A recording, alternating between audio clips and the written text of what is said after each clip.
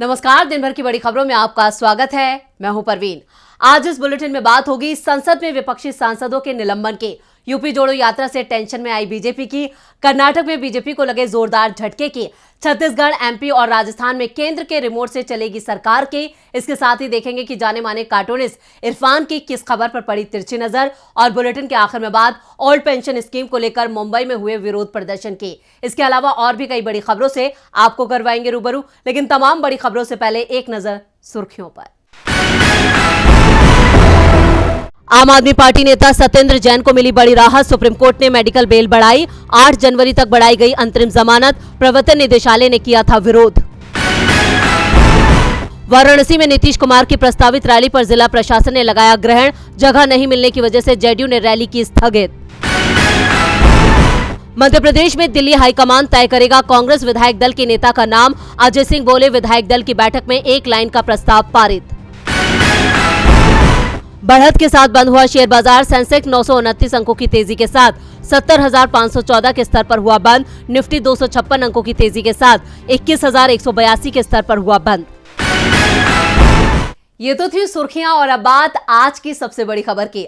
संसद की सुरक्षा में हुई चूक को लेकर विपक्ष मोदी सरकार पर हमलावर है। विपक्षी सांसद लगातार इस मसले पर सरकार को घेर रहे हैं। बीजेपी सांसद पर कार्रवाई की मांग की जा रही है, सरकार से जवाब मांगा जा रहा है। सरकार विपक्ष को जवाब तो नहीं दे पा रही है, लेकिन सवाल करने पर सांसदों पर जरूर कार्रवाई हो रही है। देश के सबसे सुरक्षित कहे जाने वाले संसद भवन में बड़ी चूक का मामला सामने आया है। बुधवार को 2 युवक लोकसभा में घुस गए थे तो 2 संसद के बाहर प्रदर्शन कर रहे थे। इस मामले को लेकर विपक्ष सरकार पर हमलावर है। विपक्षी सांसद गृह मंत्री के बयान और आरोपियों के पास जारी करने वाले बीजेपी सांसद के खिलाफ एक्शन की मांग कर रहे हैं। इसे लेकर दोनों सदनों में विपक्ष ने सरकार को घेर लिया। राज्यसभा में टीएमसी सांसद डेरेक ओब्रायन सभापति के आसन के करीब पहुंच गए, जिस कारण से उन्हें निलंबित कर दिया गया। तो लोकसभा में सरकार की घेराबंदी में जुटे 14 सांसदों को निलंबित किया गया, जिसमें से कांग्रेस के 9, वाम दलों के 3 और 2 सांसद डीएमके के हैं। सरकार दावा कर रही है कि इस चूक की पूरी जांच कराई जाएगी। सुरक्षा में चूक के चलते संसद सचिवालय ने गुरुवार को 8 सुरक्षा कर्मियों को सस्पेंड भी कर दिया। लोकसभा सचिवालय के अनुरोध पर गृह मंत्रालय ने इस घटना की जांच का आदेश दिया। सीआरपीएफ के महानिदेशक अनीश दयाल सिंह के नेतृत्व में एक जांच कमेटी बनाई गई। इसमें कई सुरक्षा एजेंसियों और एक्सपर्ट भी शामिल हैं। तो दूसरी तरफ संसद को निशाना बनाने वाले 4 आरोपियों को पटियाला हाउस कोर्ट में पेश किया गया। कोर्ट ने सभी आरोपियों से पूछताछ के बाद पुलिस की हिरासत में भेज दिया है। संसद में विपक्ष के खिलाफ हुए एक्शन से साफ है कि सरकार दबाव में है, उसके पास जवाब नहीं है, इसलिए विपक्ष की आवाज को दबाया जा रहा है।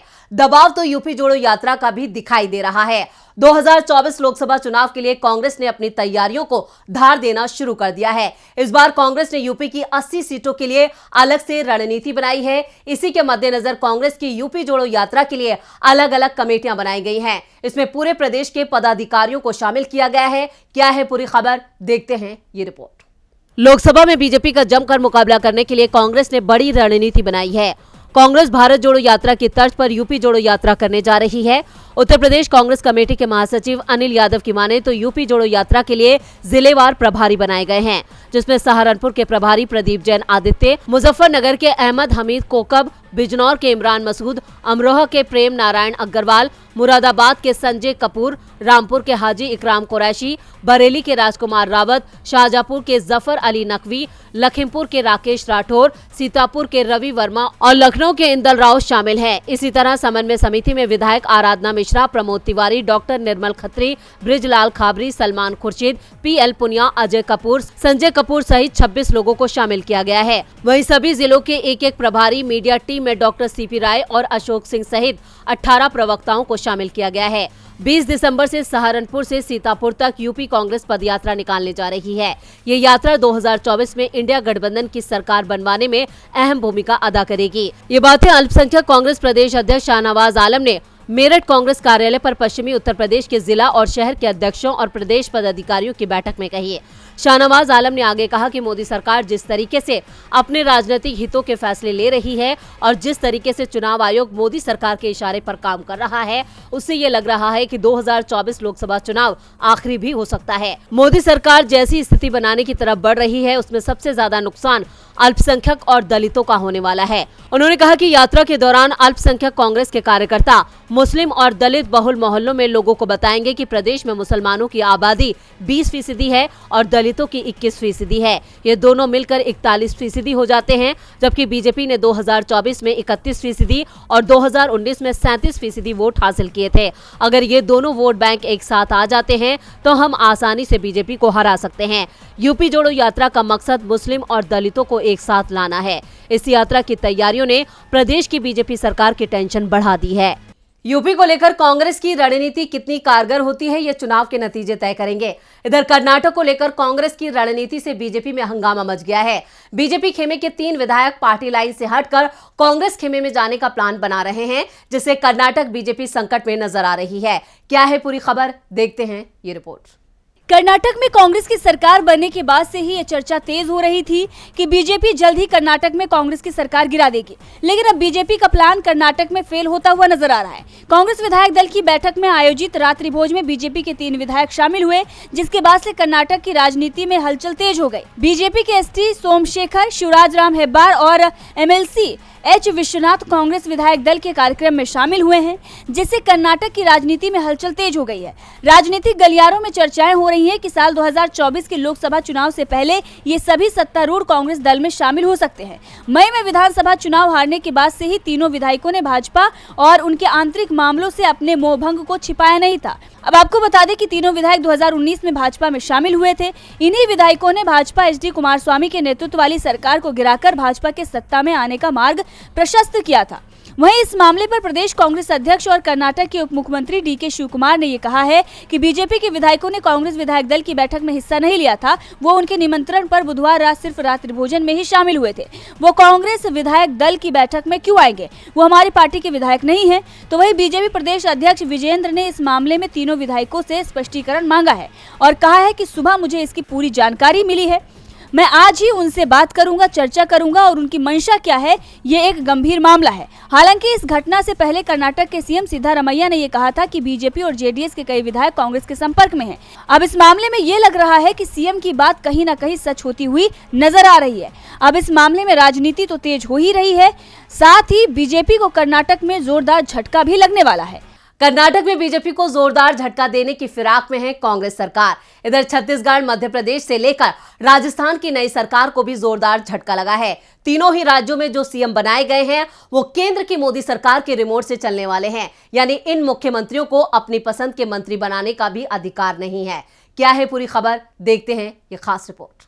मध्य प्रदेश में अब शिव का राज समाप्त हो रहा है। प्रदेश में अब मोहन राज की शुरुआत हो चुकी है। बीजेपी ने शिवराज को पूरी तरह से किनारे लगा दिया है। मोहन यादव के नेतृत्व में एमपी में सरकार बनने के बाद अब बारी मंत्रिमंडल विस्तार की आ गई है, लेकिन दावा किया जा रहा है कि मंत्रियों के चयन में मोहन यादव को फ्री हैंड नहीं दिया गया है और न ही दूसरे मुख्यमंत्रियों को। इसे लेकर चर्चाएं तेज हो गई हैं कि मुख्यमंत्री युवा हैं, ऐसे में उनके मंत्रिमंडल में भी युवाओं को ही प्राथमिकता दी जाए। कहा जा रहा है कि कुछ मंत्रियों के नाम मोहन यादव के शपथ ग्रहण के दौरान ही तय कर दिए गए हैं। बचे हुए नामों पर दिल्ली में मंथन चल रहा है।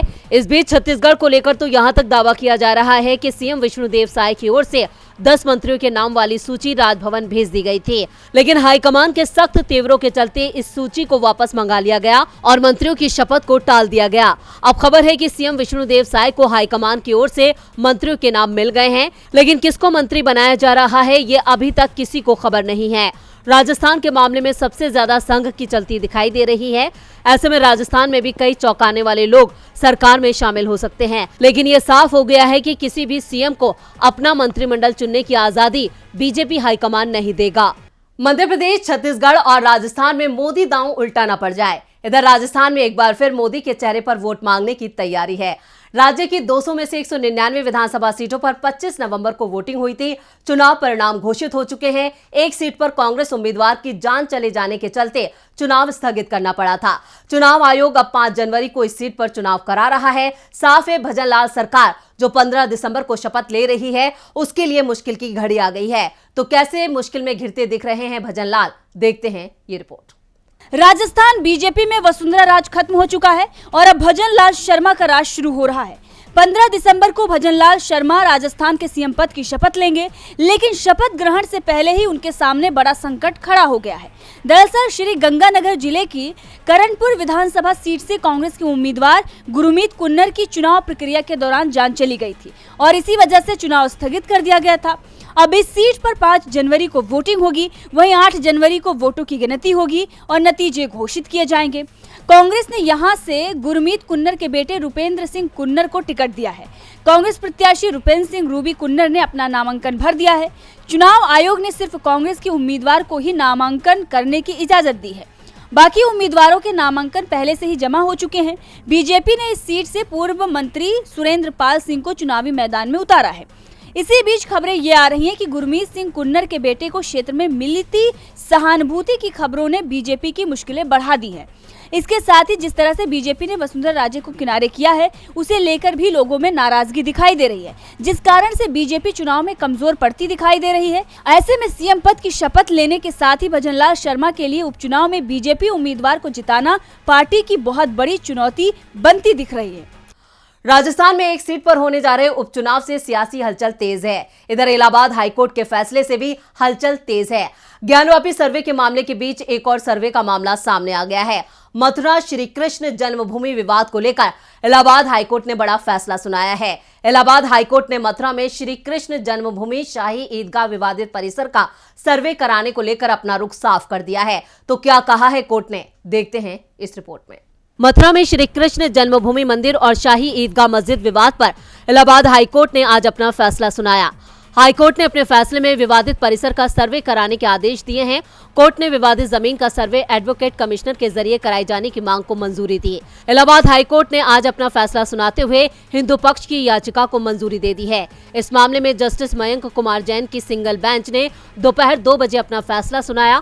कोर्ट ने अपने फैसले में ज्ञानवापी विवाद की तर्ज पर मथुरा के विवादित परिसर का भी सर्वे एडवोकेट कमिश्नर के जरिए कराए जाने का आदेश दिया। ये याचिका भगवान श्री कृष्ण विराजमान और 7 अन्य लोगों द्वारा अधिवक्ता हरिशंकर जैन, विष्णु शंकर जैन, प्रभाष पांडे और देवकी नंदन के जरिए दायर की गई थी, जिसमें दावा किया गया है कि भगवान श्री कृष्ण की जन्मस्थली उस मस्जिद के नीचे मौजूद है और ऐसे कई संकेत हैं जो ये साबित करते हैं कि वो मस्जिद एक हिंदू मंदिर है। दरअसल 16 नवंबर को इस अर्जी पर सुनवाई के बाद फैसला सुरक्षित कर लिया गया था। इस दिन विवादित परिसर की 18 याचिकाओं में से 17 पर सुनवाई हुई। ये सभी याचिकाएं मथुरा जिला अदालत से इलाहाबाद हाईकोर्ट में सुनवाई के लिए शिफ्ट की गई थी।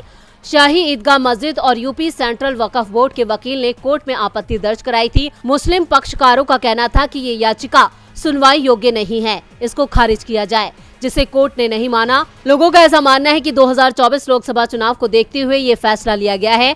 पहले वाराणसी ज्ञानवापी मामले में सर्वे कराया गया और अब मथुरा में सर्वे की बात को मुद्दा बनाया गया है। हालांकि ज्ञानवापी की सर्वे रिपोर्ट अभी तक जनता और कोर्ट के सामने पेश नहीं की गई है। शाही ईदगाह मामले पर हाईकोर्ट के फैसले के बाद देखते हैं कि जाने माने कार्टूनिस्ट इरफान की किस खबर पर पड़ी तिरछी नजर।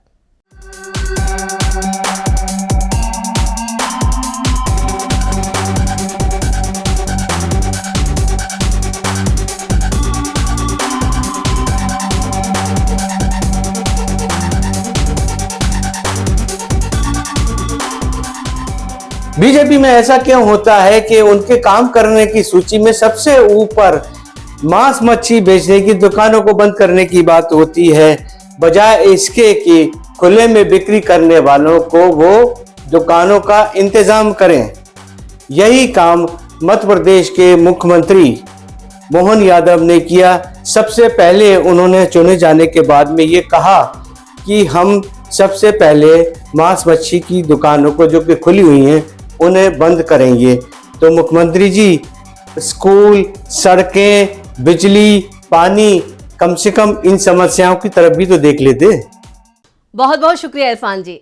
और बुलेटिन के आखिर में बात ओल्ड पेंशन स्कीम को लेकर हुए प्रदर्शन के। पिछले कुछ वक्त से पुरानी पेंशन योजना यानी ओपीएस और न्यू पेंशन योजना यानी एनपीएस को लेकर बीजेपी सरकार और कर्मचारी संगठनों के बीच ठनी हुई है। कर्मचारी बीजेपी सरकार से बेहद नाराज हैं और देश भर में इसे लेकर केंद्र सरकार के खिलाफ प्रदर्शन हो रहे हैं और अब इसकी गाज महाराष्ट्र की शिंदे सरकार पर भी गिरी है। क्या है पूरी खबर, देखते हैं ये रिपोर्ट। महाराष्ट्र में पुरानी पेंशन लागू करने की मांग को लेकर सरकारी कर्मचारियों ने प्रदर्शन जोर कर दिया है। एक तरफ नागपुर में विधानसभा का शीतकालीन सत्र चल रहा है जिसका आज छठा दिन था, तो दूसरी ओर पुरानी पेंशन योजना की मांग को लेकर राज्य के सरकारी कर्मचारियों ने आज से हड़ताल का आह्वान कर दिया है। इसलिए राज्य के 17 लाख सरकारी कर्मचारी हड़ताल पर चले गए हैं। देखा जा रहा है कि छत्रपति संभाजीनगर, मुंबई, कोल्हापुर, नागपुर, नासिक समेत राज्य के सभी जिलों के सरकारी कर्मचारी इस हड़ताल में शामिल हैं। संभाजीनगर और नासिक जिले में स्वास्थ्य विभाग के सरकारी कर्मचारियों ने जोरदार विरोध प्रदर्शन कर हड़ताल शुरू कर दी है। अर्ध सरकारी शिक्षक और गैर शिक्षक समन्वय समिति महाराष्ट्र राज्य ने राज्यव्यापी हड़ताल का आह्वान किया है। चूंकि इसमें स्वास्थ्य विभाग से जुड़े सरकारी कर्मचारी भी हिस्सा ले रहे हैं, इसीलिए आशंका ये है कि राज्य में स्वास्थ्य सेवाएं भी बाधित होंगी। सरकार से बातचीत के बाद भी कोई हल नहीं निकलने पर सभी सरकारी कर्मचारी पुरानी पेंशन स्कीम को लेकर आज से फिर हड़ताल पर चले जाएंगे। इसीलिए इसका असर सरकारी सेवाओं, विशेषकर अस्पताल के सेवाओं पर दिखाई दे रही है। अब आपको बता दें कि सरकारी कर्मचारी पुरानी पेंशन योजना लागू करने की मांग पर अड़े हुए हैं और आज से हड़ताल पर जाने का ऐलान कर रहे हैं। नागपुर में मुख्यमंत्री और दोनों उप मुख्यमंत्री के साथ हुई बैठक में कोई ठोस निर्णय नहीं हो पाने के कारण सरकारी कर्मचारियों ने काम बंद कर हड़ताल पर जाने का फैसला किया है। जब तक मांग नहीं मानी जाएगी, हड़ताल जारी रहेगी। जबकि ओपीएस पर शिवसेना, जो उद्धव ठाकरे का गुट है, उसके प्रमुख उद्धव ठाकरे ने सरकारी कर्मचारियों का समर्थन किया है। ठाकरे पुरानी पेंशन योजना लागू करने की मांग को लेकर नागपुर में प्रदर्शन कर रहे सरकारी कर्मचारियों से मिले और शिंदे सरकार को घेर लिया। उद्धव ने कहा कि सरकार को तुरंत ये मांग पूरी करनी चाहिए। अगर मैं इस समय मुख्यमंत्री होता तो आज ये नौबत नहीं आती। तो आज इस बुलेटिन में इतना ही। देखते रहिए डीबी लाइव। नमस्कार।